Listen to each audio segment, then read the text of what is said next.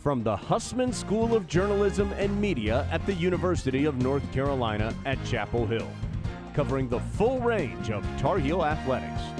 This is Sports Extra.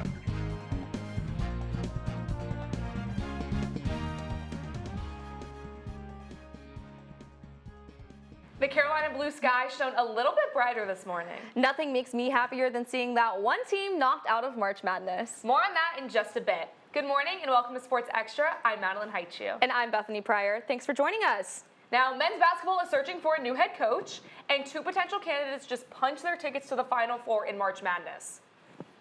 The first we're going to talk about is Dusty May and Tommy Lloyd. They're both Tier 1 targets for UNC. They've taken proud historic teams that were stuck in slumps and trained them around, and I'm excited to see what Carolina can take. I mean, they're culture builders, they're fiery and energized on the bench, and that's what we need at Carolina. Yes, and then another potential candidate we have is Billy Donovan, and he's won 2 NCAA titles for Florida, so that's something we'd like to see come to UNC.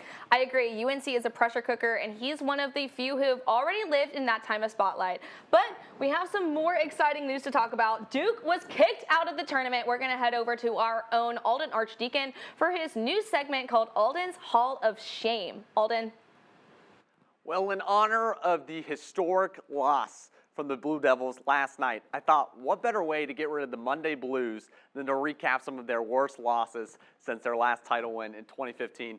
Number 3 on the list is their Final Four loss to Houston just last year.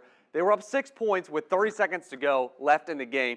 You can see here, Flash got the ball. He can come back now. They're now down 1 at this point in the game. Oh, we flashed forward to the UConn game already. We want to get past that. That's okay. We can move on to the UConn game because it's even worse. It got worse last night. They had a 19-point lead in this game. And look, headed into halftime, if one seeds in March were up by 15 points or more, they had never lost. Duke said, we want to beat that record, and they sure did. You can see here what's going to happen is, oh, we already jumped to the three-point. That's okay. Mullins made a three-pointer. That was his first three-pointer made all night long. And really what happened there is Caden Boozer, all he had to do was not throw the ball up. He sure did. He panicked, and he didn't take the foul, and that allowed UConn to win that game. Brutal loss. And lastly, the only thing that gets worse than that is watching Carolina send your coach into retirement and beating you in the Final Four, the only time these two teams have faced in the tournament. And sure enough, that's what happened. Kayla Love drains it from 3, way down deep. We skipped that one too. That's okay though. 2022, 2025, 2026, heartbreaking losses for the Blue Devils. But look, silver lining for them, they are not the only team in the triangle that have been struggling. UNC lost when they had a 19-point lead. NC State lost their coach, Will Wade, to LSU. So keep their head up high, Blue Devils. It's okay. You'll get them back next year, maybe.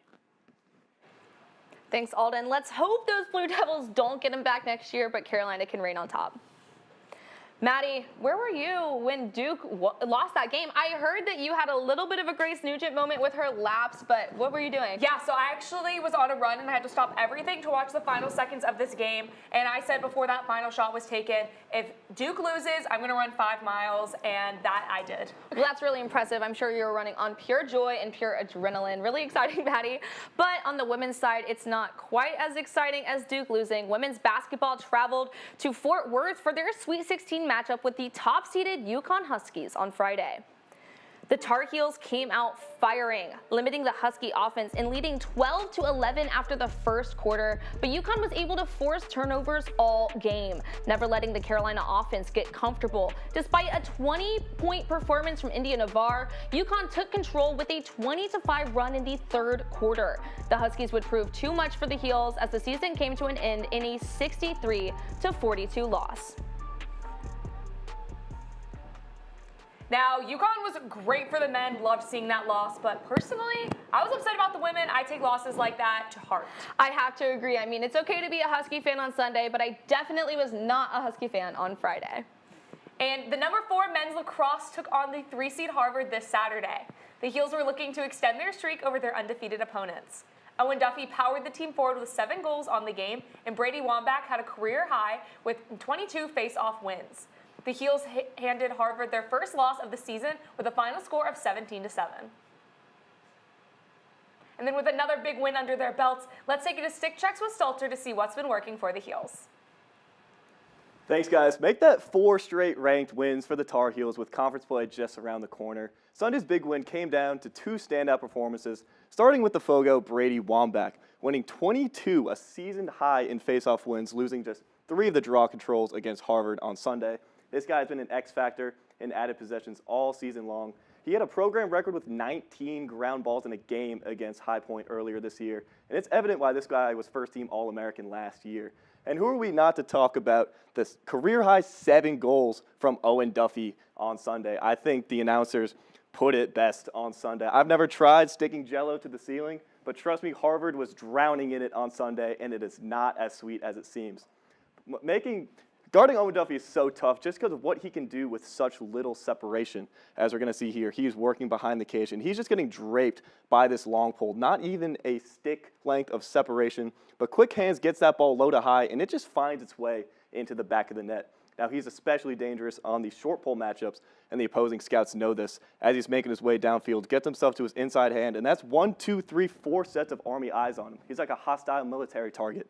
But that allows Caden Harshbarger to get himself into the front of the net, and Duffy, with his eyes up, gets it inside to Harshbarger for an easy Carolina goal. Now, conference play is starting this weekend against a star-studded Syracuse squad. They got Thompson, Leo, they got the Prince of College Lacrosse himself, Mr. Joey Spallina. And they're going to have to fight fire with fire.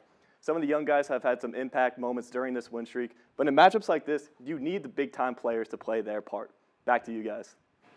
We'll be sure to tune in. Thanks, Dylan. It was senior day at Dorrance Field on Saturday afternoon as women's lacrosse took on ECU.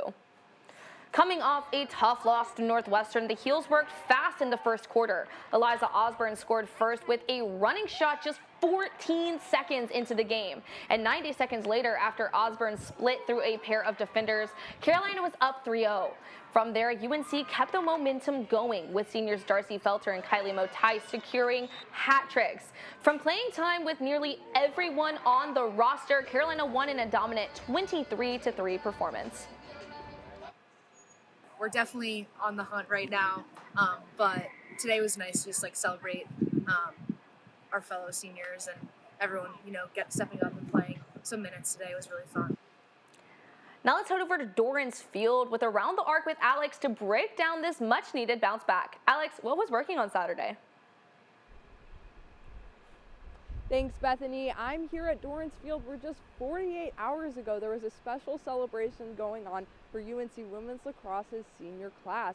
And seniors Darcy Felter and Kylie Motais really got the memo. Each of them notched hat tricks in their senior day game. And Motais even went a perfect 3 goals on 3 shots from the field in that game.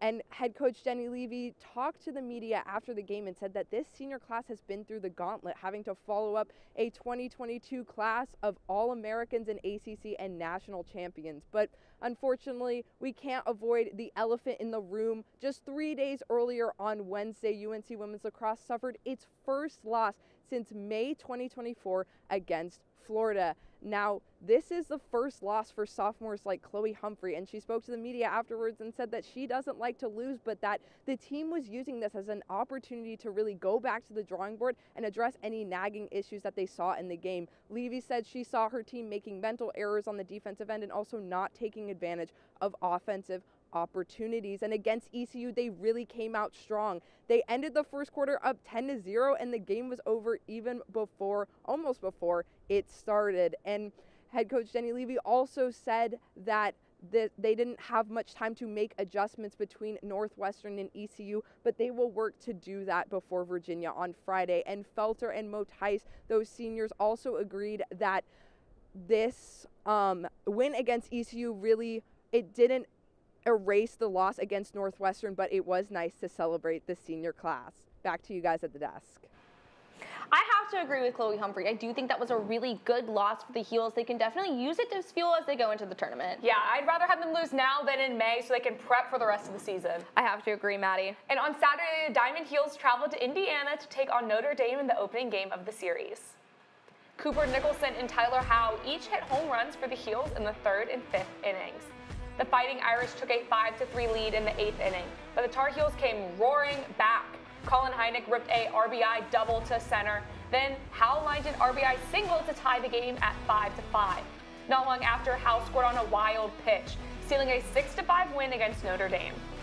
In Game 2, Owen Hull led the charge with 5 RBIs, including a big 2-run double to give Carolina the lead 5-3 in the 4th inning. In the 6th, Eric Paulson and Colin Heineck's RBI doubles set the stage for Cooper Nicholson's 3-run homer to left field. Another statement win for the Heels, 13-7 against the Fighting Irish. Now in Game 3, Jake Schaffner sets the tone with a solo home run to right field. The 5th inning turns into a hit parade. Macon Winslow, Owen Hull, and Tyler Howe all deliver RBI singles. Carter French and Schaffner both hit RBI doubles, stretching the lead 12-7. In the 9th, Cooper Nicholson and Schaffner read back-to-back RBI doubles, following a Gavin Gallagher RBI single. The Heels close it out with a 15-10 win to get the sweep against Notre Dame. It was a weekend of softball for the Heels as they took on Marist and Arizona State in doubleheaders this weekend. Carolina broke things open in the 2nd as Raina Blackwell crushed a 3-run homer. Then Sanaa Thompson followed it up with a home run of her own, helping the Heels grab control early. Carolina kept the offense rolling in the 3rd, adding more runs and putting the Red Foxes away fast.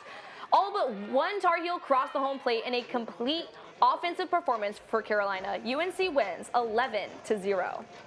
In Game 2, Carolina softball took on Arizona State. Carolina got off to a slow start, going scoreless through the first 2 innings.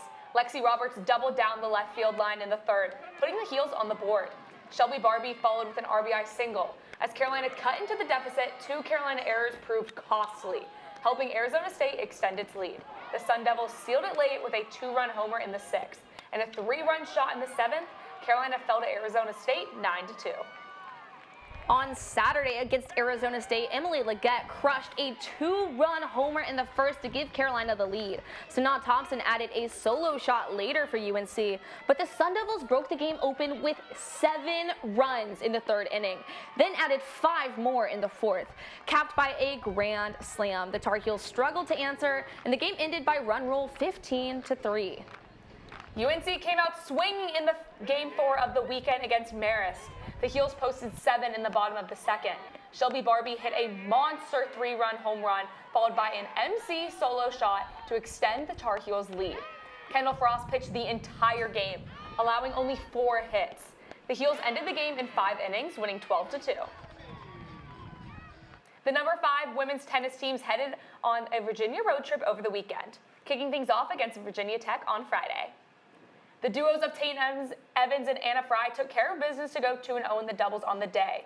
In singles, it was Hamilton again, handling the Hokies and helping UNC to a 4-0 sweep of Virginia Tech. Then, after that, they took on the Heels. So sorry about that, guys. They ended up, back to you, Maddie. Back to me. The Heels took on, and Bethany. Sorry about that, guys, but they did take on number 13 UVA in Charlottesville this weekend. The doubles play was still on fire, led by Obi Jakaru and Susanna Malpe. The team went 3-0, but the Hoos stormed back in singles to win 4-3. On the men's side, after a 0-4 loss to Wake, the Heels looked to get revenge on Saturday against NC State. On Sunday, the Tar Heels started off strong with an impressive run in doubles, and Logan Zopp and Ian Mayu putting Carolina on the board. Konstantinos Dakaris was the only Tar Heel to finish in straight sets. Sorry about that video, guys, but Carolina tied it up after a well-earned win from Chris Zhu. On the fate of the match landed on freshman Ian Mayu, who wasn't able to close out the match for the Heels. NC State wins 4-3. Credit to NC State. They played some good points and toughed it out, a couple points here or there. I'm proud of my team, fought hard. This thing's going to turn for us a little bit, but just got to stay the course. Sorry about all those technical difficulties, you guys, but let's go over to our tennis analyst, Eliza Jennings, to hear what Carolina men and women need to do in the last few weeks of the regular season. Eliza. Bethany, yesterday was a tough day to be a fan of Carolina tennis, starting with the women's team. The 5th-ranked Tar Heels faced off against number 13 UVA, who Carolina swept earlier this season. But yesterday was a battle, and the biggest upset was also the most crucial moment for UNC. Number 26 Tatum Evans was defeated by number 32 Annabelle Zhu in a 3rd set tiebreak. Now, Tatum is one of the most fundamentally talented players on the team, and historically, she has been a pivotal weapon for Carolina, securing the 2024 ACC title for UNC as a freshman. but we've also seen her fall short in critical moments as well. Now, let's talk about the men's side, which had a similar outcome but in a very different way. The match was full of grit with almost every singles match going into a third set. However, just like in Charlottesville, it came down to one match and UNC fell 4-3. Now, I've said it before and I'll say it again, in these high pressure moments, it is critical to block out the noise and not let the pressure of the whole match mentally affect you. But that's a lot easier said than done, and at this point in the season, the biggest thing both teams will need to do is to focus on finishing strong before the ACCs, with the women's team looking for a three-peat and the men's team hoping to get a slightly higher seed this season. Bethany? Thanks, Eliza. I hope to see the tennis teams pick it up a little bit as they head into the postseason. But Maddie and I have been talking this week about how we need to make it to more events. Yes, I need to see tennis. I need to see baseball. That's my personal favorite. I need a hot dog with some sun shining on me. I know, the weather's getting warmer. A hot dog would sound great with a nice soda. That's awesome. But some people will never miss a UNC athletic event. The Carolina Alumni Network does stretch all over the globe, but for some graduates, the world begins and ends in Chapel Hill. Reed Weichel has more on a New Yorker who spends every weekend with the Tar Heels. You may think the biggest Carolina fan lives in Chapel Hill, the Triangle, or at least somewhere in the state. Well, Michael Weiss lives in New York City. That hasn't stopped him from being at every Tar Heel game he can. There's no experience like actually being there, getting to support the teams, getting to feel the energy of the stadiums, and when I was able to make it happen, I kind of just took advantage of that and used my vacation days to start coming down here as often as I could. Weiss has been flying between NYC and RDU every weekend for the past 3 years. His motivation? Everybody I meet, coaches, the staff, the people, the athletes, they're better people than they are athletes. And to root for them not only when they're in school, but their success after school is really cool. And be part of something that's kind of bigger than yourself and really part of a community. It's like kind of having an extended family. Well, one of my favorite things about him. Weiss grew up a Carolina fan, despite never setting foot in the state until his freshman year of college at UNC. Now, 20 years after graduation, he's looking forward to calling Chapel Hill home. Actually, New York is not my favorite place. It's kind of means to an end. I love what I do. I'm very blessed to have the job that I do. But, you know, I use it really as a way to get back to Chapel Hill. My goal is to retire here. Here we go, Heel! Every weekend, he'll be at a different array of events. For instance, women's gymnastics, lacrosse, and baseball, all in the span of 24 hours. Weiss can be tough to pin down to one sport, but whatever game he's at, you best believe he's in his lucky seat. I'm Reed Weichel, reporting. I wish I could spend as much time cheering on the Heels as he does. Thanks, Reed.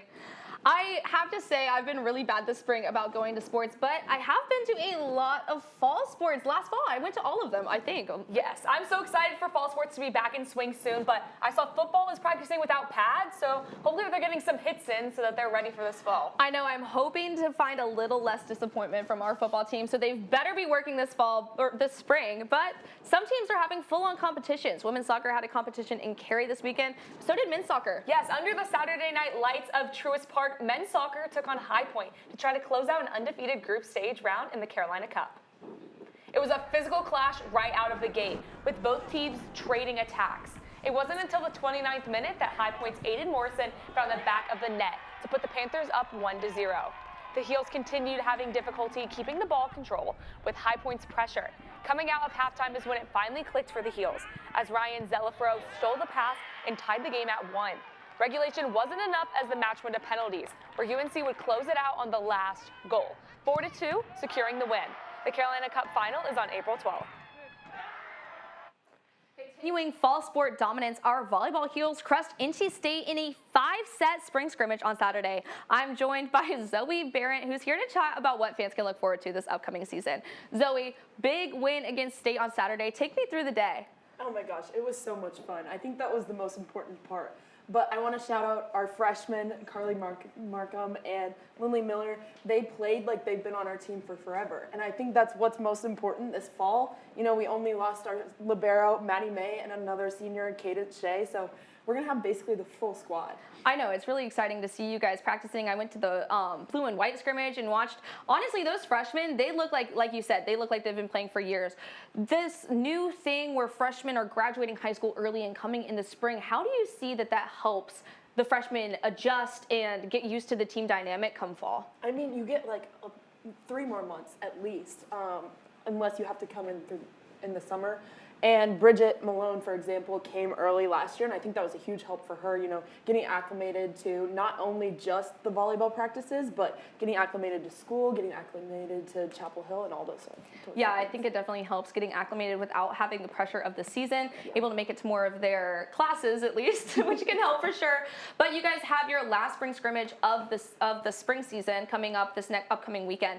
What can we look forward to at the Triangle Volleyball Collegiate scrimmage? So at Triangle, we're going to split up our team in half, and I think it's going to be really fun for different people to play with different people. So, we'll get a few different rotations going, and it'll be a lot of fun. Yeah, there's going to be quite a few teams there. I'm excited to see you guys head up against State and Duke again, but also some of those Virginia teams as well. Right. Really excited. Thanks for joining us today, Zoe. Back to you, Maddie. Now it is Monday, and that means we need to hear from you. We have 2 exciting plays for this week's Play of the Week.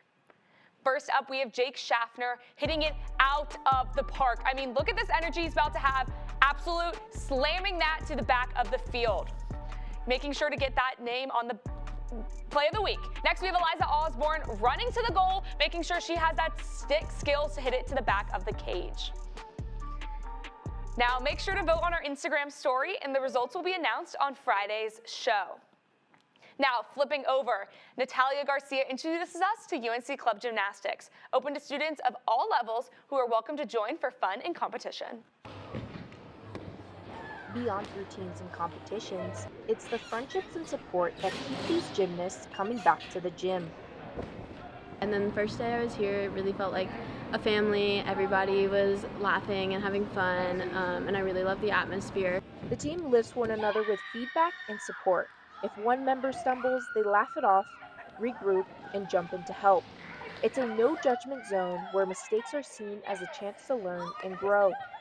I left the sport on a more of a negative point, and so it's been nice to kind of turn that narrative into something more positive and prove to myself that, I do still love the sport. Moments of laughter and memories are where confidence, trust, and friendships are made. This was kind of just the first place I got to meet people and be myself and make friends. And some of my closest friends are still from Club Gymnastics from that first day of practice. So it's just a place to hang out and be myself. They take great pride in their program and are always finding new ways to get their club's name out there. They've partnered with Pilates and the UNC Ballroom team to put on joint events. Here at Fetzer Gym, the club meets Tuesdays and Thursdays at 6 p.m., Saturdays at 2 p.m., and Sundays at 5 p.m. A place for anyone who loves gymnastics, wants to compete, and make new friendships. I'm Natalia Garcia, reporting.